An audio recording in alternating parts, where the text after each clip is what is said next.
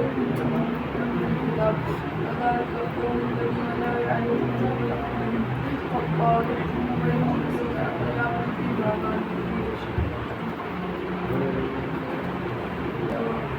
وقالوا إن ولا من أسلم دون الله من حزن ما تدعو وإن الله ولا خوف عليهم ولا هم يحزنون وقالت اليهود ليست النصارى على شيء وقالت النصارى ليست اليهود على شيء وهم يتلون الكتاب وذلك قول الذين لا يعلمون يقولون أولئك هم ومن أظلم ممن عبس بقوله قال نسمع ساعة أولئك ما كانوا من أيديهم في أولئك أخبارهم في الدنيا حزن ولهم في الآخرة ولله المشرق والمغرب وأينما تولوا فلم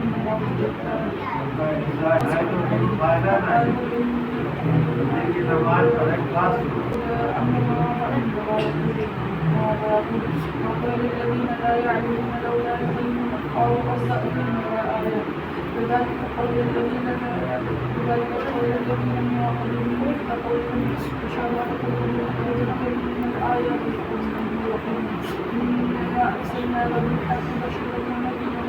ولا تسأل عن أصحاب الجحيم ولما قضى علينا الجهود والنصارى حتى تتبع أولئكم العلم ما لهم ولا وصير الذين آتيناهم الكتاب وزينهم حكمنا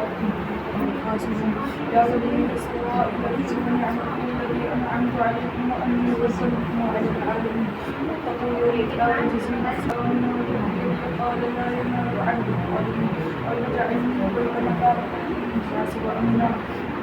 واتخذوا من مقام إبراهيم مصلى وعهدنا إبراهيم وإسماعيل وإسحاق من الظالمين والعاقبين وإذ قال إبراهيم رب اجعل لي هذا بلدا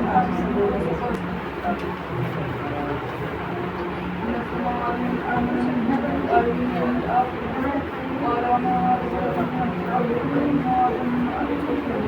عذاب النار وبئس المصير وإذ يرفع إبراهيم القواعد من البيت وإسماعيل ربنا تقبل منا إنك أنت السميع العليم ربنا واجعلنا مسلمين لك ومن أمنا مسلمين وأرنا مناسكنا واجعلنا إنك أنت الغفور الرحيم ربنا وبعث فيهم رسولا منهم يتلو عليهم آياتك